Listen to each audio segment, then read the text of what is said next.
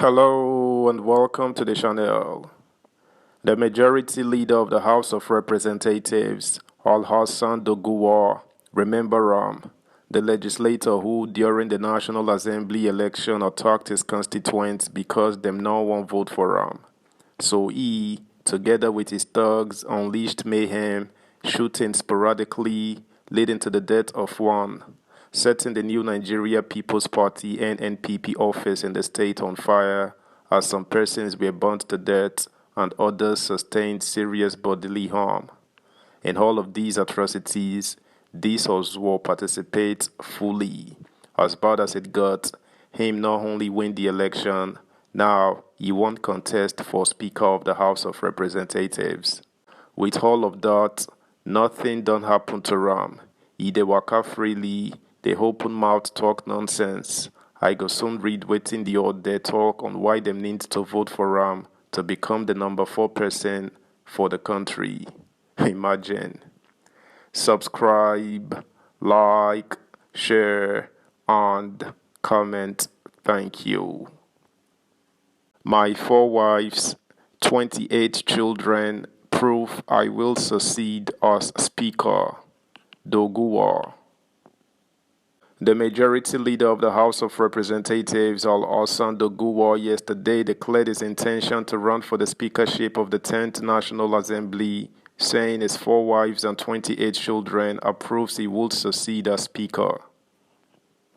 Speaking at an event in Abuja, Doguwa, who represents the Tondon, Wada, and Doguwa Federal Constituency of Kano State, also said he had paid his dues to the party, stressing it was now time to reward him with the position. His statement came as a response to criticism that he lacked the competence and right temperament to replace the current speaker, Femi Gbajabiamila, due to his erratic behavior. He said, "Even as chief whip of the House of Representatives, I did not exhibit any high temperament. For those who refer to me as a high-level temperamental person, they have misperceived Ado Doguwa, the man who has 4 wives and 28 children. I have never had a divorce. That shows I have what it takes to excel as the next speaker. I will be a carpet for Nigerians to march or walk on," he said. The lawmaker, who is currently facing charges of criminal conspiracy, culpable homicide, unlawful possession of a firearm, mischief, and public disturbance, also argued that his trial should not stop him from becoming Speaker because he is innocent until proven otherwise. Doguwa was arrested at the Malam Aminu Kano International Airport on February 28, 2023, while boarding a flight to Abuja and has since been released on bail. The police had earlier been on his trail after he was accused of leading thugs who attacked and set on fire the office of the New Nigeria People's Party at Tudun, Wada, where 2 people were also burnt to death during the collation of results of the just concluded elections.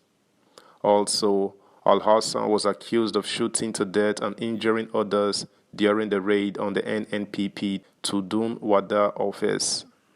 He was subsequently arraigned, pleaded not guilty to the charges against him, and was released on bail. On Wednesday, while formally declaring his ambition to become the Speaker of the 10th National Assembly in Abuja, Doguwa said, "I want to state clearly at this point that I believe in the legal principle of presumption of innocence until one is proven guilty. Conversely, it does not stop me whatsoever to vie for a position I know that I am eminently qualified for. I want my colleagues and Nigerians to join me in prayers so that by God's grace we will get to know the truth of the matter. At one point, I was distressed knowing that a guilty man who was charged with a case like this would not have gone for a supplementary election and won the way and manner I did," Doguwa said. He also dismissed the claim by his critics that he lacks the temperament. "As a politician, I want to believe that every man is a political animal, and he could be subjected to one disposition or the other. The issue of temperament is about perception. What someone may perceive as high temperament, another will perceive otherwise. But for someone like me, who has been in the parliament right from July 4, 1992 to date, I have successfully secured the mandate of my people, but for time, I would have brought to you my 7 different rates of return certificates to show to you my track record, he said. Subscribe, like, share, comment, and please turn the notification bell on. Thank you. Recall that a Kano State High Court presided over by Justice Maryam Sabo ordered Kano State Attorney General Musa Abdullahi Lawan to immediately file a charge against Majority Leader of the Federal House of Representatives, Al-Hassan Ado Doguwa, and his other conspirators over the alleged killing of a resident of the state.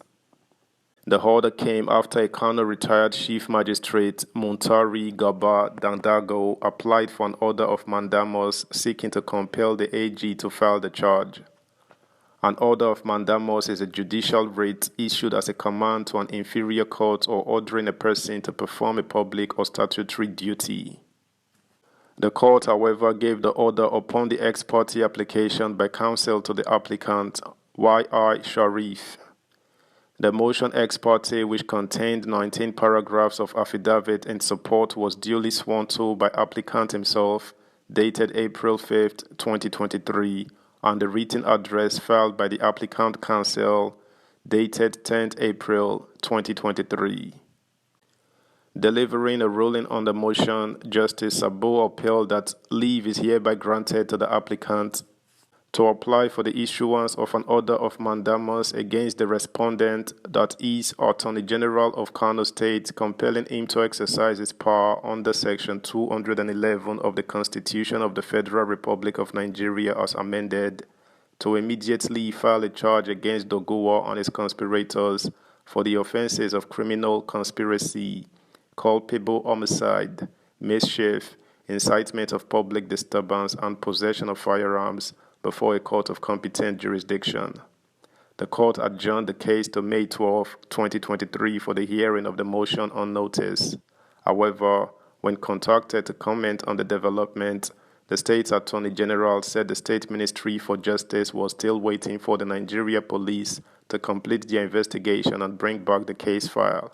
The police have written to the ministry officials that the IGP has taken over the investigation and already assigned a special team headed by AIG from headquarters to conduct the investigation over the incident.